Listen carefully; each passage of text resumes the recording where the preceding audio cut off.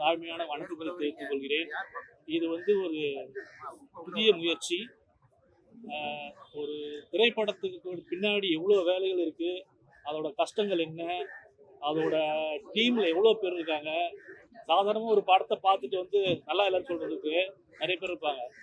ஆனால் அதுக்கு பின்னாடி எந்த படமாக இருந்தாலும் சரி, இந்த படம் இல்லை, எந்த படமாக இருந்தாலும் சரி, என் படம் உங்கள் படம் கிடையாது, எந்த படமாக இருந்தாலும் தயவுசெய்து விமர்சனத்தை அங்கேயே சொல்லாதீங்க.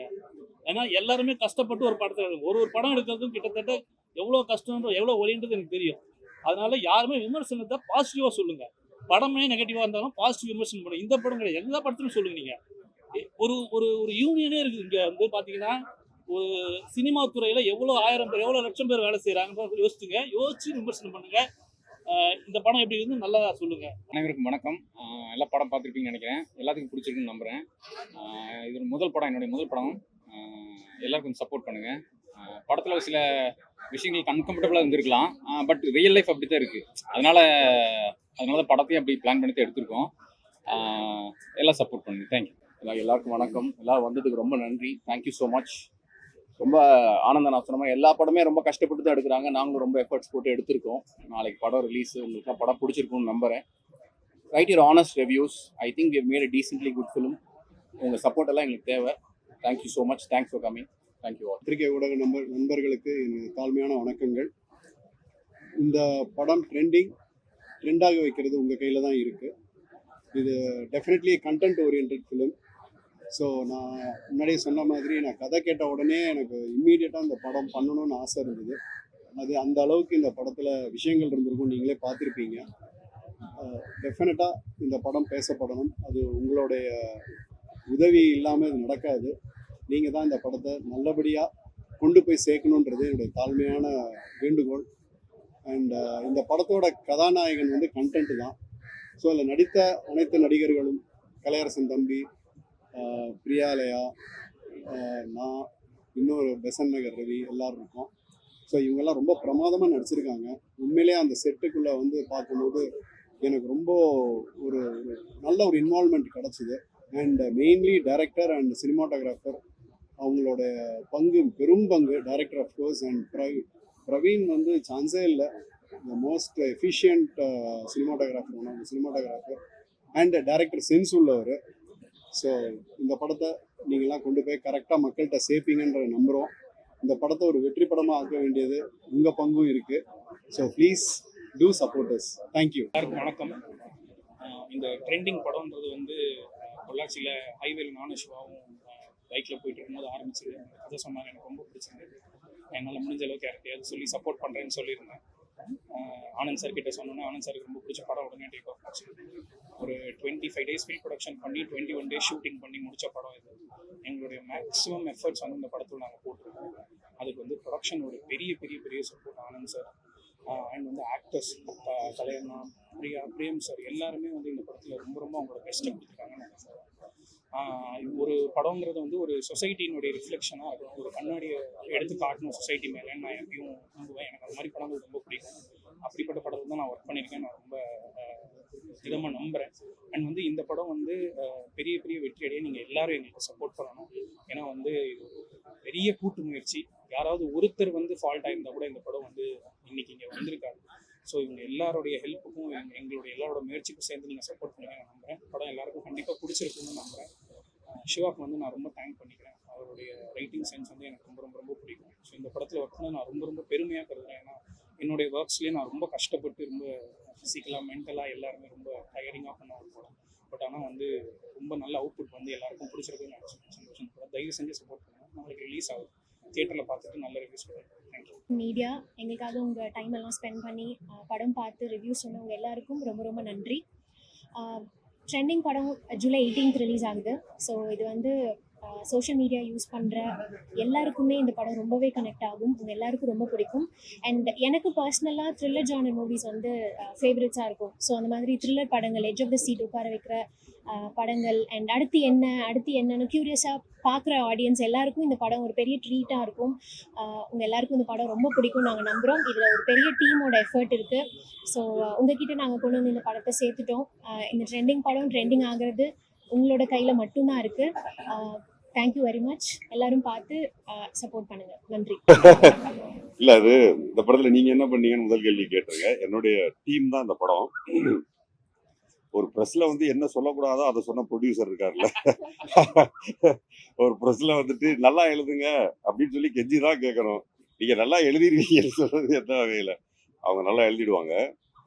ஒரு படம் பார்த்துட்டு வெளியில வரும்போது ப்ரெஸ் அவங்களுடைய முகங்கள் வந்து நம்ம எவ்வளவு தெய்வங்களை கும்பிடுறோமோ அந்த முகங்களுக்கு சமம். அந்த முகம் கொஞ்சம் சந்தோஷமா இருந்தால் தான் அந்த படம் ஓடும். அந்த வகையில வந்த எல்லாருடைய முகமும் ரொம்ப சந்தோஷமா இருந்தது. அதனால இந்த படம் ஹிட் படங்கிறதுல எந்த விதமான மாற்றமும் இல்லை. அவங்க திரும்ப திரும்ப விமர்சனம்னு சொல்லி சொல்றாங்க. ஒரே சமயத்துல பாசிட்டிவா 50 பேர் விமர்சனம் எழுதுறாங்க, நெகட்டிவா 50 பேர் விமர்சனம் எழுதுறாங்க. ஓடுற படம் தான் ஓடுது. எல்லா படத்துக்கும் அந்த பாசிட்டிவ் அண்ட் நெகட்டிவ் இருக்கு.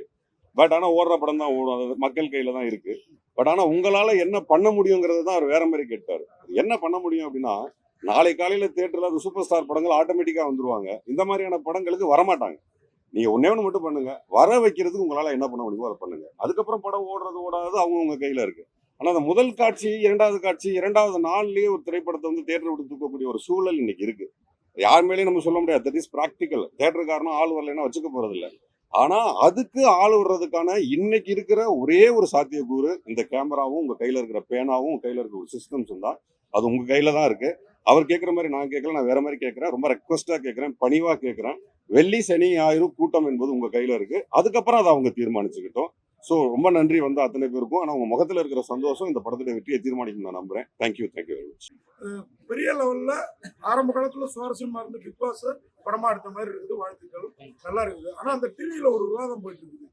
நாங்க பிளஸ்ஸா விமர்சனம் பேசணும்னா காசு வாங்கிட்டு பேசுறோம்னு அந்த நிகழ்ச்சியில சொல்றாங்க.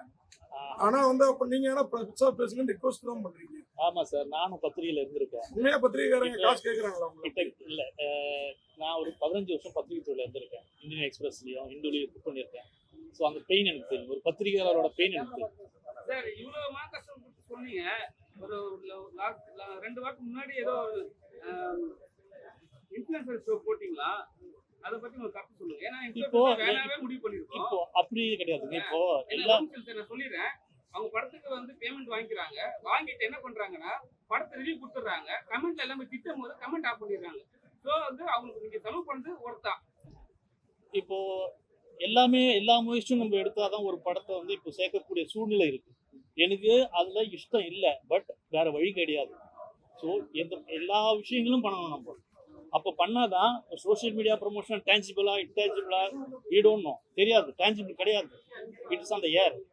But print media, yes I, Dinamani 50,000 பேர் பிரிண்ட் பண்றாங்க, வியூவர்ஷிப் இவ்வளோ இருக்கு, அதெல்லாம் நமக்கு டேஞ்சிபிள். பட் சில காலகட்டத்தில் நம்ம இதெல்லாம் பண்ணி தான் ஆகணும். அது கட்டாயமான ஒரு சூழ்நிலை மாதிரி. வந்து பாத்தீங்கன்னா சினிமா கொண்டு வந்துருவாங்க தேட்டருக்குள்ள. சரிங்களா? இது மாதிரி இன்ஃப்ளூயன்சர் வந்து அவங்களோட ஃபாலோவர்ஸ் ஏற்றுக்காக மட்டுமே வந்து இது பண்றாங்க. ஆனா வந்து அவங்களால தேட்டருக்குள்ள ஆடியன்ஸ் கொண்டு வர முடியுமா? தேட்டருக்குள்ள ஆடியன்ஸை யாருமே கொண்டு வர முடியாது. உங்களை தவிர புரியுதுங்களா?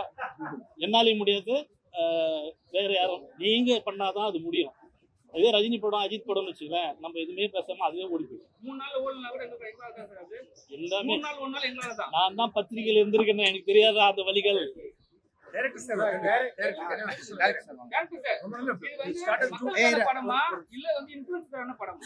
சார் ஆக்சுவலி என்னன்னா, அந்த மக்களுக்காக, அதாவது இந்த சோசியல் மீடியா கண்டென்ட் கன்சியூம் பண்ற மக்கள் வந்துட்டு அவங்களுக்கு ஒரு பொறுப்புணர்வு தேவை. ஏன்னா இப்போ நீங்க சொன்னீங்கல்ல, அவங்களே ஏன் அதாவது திறமை இல்லாதவங்களே ஏன் பிரபலமாக்குறீங்கன்னு சொல்லி ஒரு டாக் போயிட்டு இருக்குல்ல. அதனால நம்மளுமே வந்துட்டு யார் திறமையா இருக்கிறாங்க, இந்த திறமை நம்ம சமூகத்துக்கு எந்த அளவுக்கு இது தேவையானது அப்படிங்கிற மாதிரி நினைச்சிட்டு அதை பண்ணணும். அதுக்காக கன்சியூமர்ஸ் அவங்க சைட்லையுமே பேசியிருக்கோம். அதே மாதிரி இவங்க கண்டென்ட் போடுறவங்களே வந்துட்டு ஒரு பொறுப்புணர்வோட போடணும் அப்படிங்கிறத நாங்கள் இன்டெரக்டா சொல்லியிருக்கோம், சட்டலா சொல்லியிருக்கோம். இது வந்து ஓப்பனா வந்துட்டு மெசேஜா சொல்லுங்க.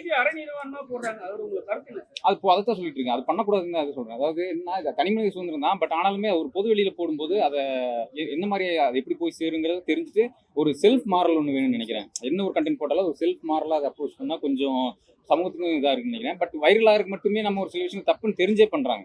அவங்களுக்கு அந்த வந்துட்டு அந்த கில்ட் வந்துட்டு அதை கிரியேட் பண்ற மாதிரியான ஒரு கண்டென்ட் தான் இது பார்க்கும்போது அவங்க நம்ம போடுறது இதையும் கம்பேர் பண்ணி பார்த்துட்டு அது கொஞ்சம் அவங்களே ஓன் சென்சர்ஷிப் பண்ணிக்குவாங்க. அதுக்காக இது பண்ணுறோம். கண்டிப்பா ரியாலிட்டி ஷோ நீங்க காட்டுறீங்க ஆனா யூடியூபரை கொண்டு வந்துட்டு ரியாலிட்டி ஷோ கேம் பண்ணாக்கா அதுல நிறைய பேர் தற்கொலை பண்ணி செத்துருக்குறாங்க. ஆனா நீங்க யூடியூபையும் ரியாலிட்டி ஷோ ஒன்னா கம்பேர் பண்ணி சொல்லிருக்காது சார். யூடியூபர்ல ஆக்சுவலி என்ன இது யார வேணாலும் வச்சு சொல்லியிருக்காங்க கதை. ஒரு ஐடி கப்பலா கூட சொல்லியிருக்கலாம். ஆனா இப்போதைய இதுக்கு வந்துட்டு நம்ம சமூகத்துக்கு யாருனால ஒரு பாதிப்பு ஏற்படுதுன்னா நீங்க ஐடி கப்பலை விட இப்போ நம்ம அன்னெசரியான கண்டென்ட்லாம் யூடியூப்ல போடுறதுனால தான் இப்போ அதுதான் பாத்தீங்கன்னா இப்போ வைரலா போயிட்டு இருக்கு. அவங்களுக்கு தான் கொஞ்சம் ஐடி கப்பலை விட இவங்களுக்கு தான் கொஞ்சம் பொறுப்புணர்வு தேவைன்னு நம்புறாங்க.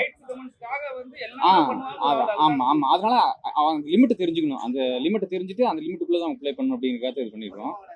ஆடியன்ஸ் ஐக்யூ நாங்கவே ரொம்ப நல்லா அழகா பியூட்டிஃபுல்லா ஃபர்ஸ்ட் 60 minutes ப்ரீஸி தேங்க்ஸ். அவங்களோட அந்த அப்படியே கலையரசனும் அந்த மோனோகீதக்கு அப்புறம் அந்த ஹஸ்பண்ட் ஒய்ஃபோட அவ்வளோ ரியலிஸ்டிக்காக அவங்க கதைக்குள்ள வந்துட்டாங்க. தேங்க்யூ. செகண்ட் ஹாஃப்ல கொஞ்சம் ஸ்டம்பிள் பண்ண மாதிரி இருக்கு. வேரியஸ் கேரக்டர்ஸ் கொண்டு வந்து கண்டிப்பா சார். சொல்ல ஒரு ஹாஸ்பிட்டல் அம்மா கேரக்டர் முடிவுல ஏதாவது கொஞ்சம் தர்பான்றது சார். ஆக்சுவலி நம்ம லாஸ்ட் ஒரு 15 மினிட்ஸ் நெகட்டிவா கேட்கல. புரியுது. லாஸ்ட் 15 மினிட்ஸ் பத்தி நம்ம பேசணும்னா நிறைய விஷயங்கள் ரிவீல் ஆயிடும். அதனால இப்போ என்ன சொல்லணும்னா ஆக்சுவலி இதுக்கு எல்லாமே ஒரு ரீசன் இருக்கு. கிளைமேக்ஸ் நீங்க பார்த்துருப்பீங்க. இதெல்லாம் சேர்ந்து தான் கொஞ்சம் கொஞ்சமா அப்படியே கல்மினேட்டே போய் ஒரு இடத்துல போய் பிரேக் ஆகும். அதாவது ஸ்னோபால் எஃபெக்ட் மாதிரி எல்லாமே கேரக்டர் சில சீன்ஸ் எல்லாம் போய் கிளைமேக்ஸ்ல என்ன ஆகுது அப்படிங்கிறக்காக தான் அதுனா. அதாவது இப்பவே என்ன சொல்றாங்கன்னா 2 கேரக்டர் தான் இருக்காங்க, இன்னும் கொஞ்சம் ரிலீஃபா இருந்துக்கலாம் அப்படிங்கிறாங்க. இல்ல இன்னொன்னு அந்த அம்மா கேரக்டர் சொன்னீங்க, அது கதைக்கு சப்போர்ட் பண்ணுது. சும்மா வந்துட்டு போல அது கதைக்கு சப்போர்ட் பண்ணுது. ஒரு டிரைவிங் இதாக தான் இருக்கு. அதனால கண்டிப்பா தேவைப்பட்டதுனால அதை யூஸ் பண்ணுவோம். இல்ல சார் பேசிட்டு இருக்கோம். இது எப்படி நீங்க கொண்டு போய் சேர்த்துறீங்க பொறுத்து நாங்க அடுத்து பிளான் பண்ணுவோம். ஓகே. இல்ல சார் ஐடியா வச்சிருக்கோம். இது எப்படி ரிசீவ் ஆகுதுன்னு பார்த்து தான் நீங்களா கொஞ்சம் சப்போர்ட் பண்ணீங்கன்னா கண்டிப்பா அடுத்து இன்னும் ஸ்ட்ராங்காவே சொல்லுவோம். இன்னும் ஸ்ட்ராங்கா சொல்லுவோம். Okay sir. தேங்க்ஸ். ஓகே.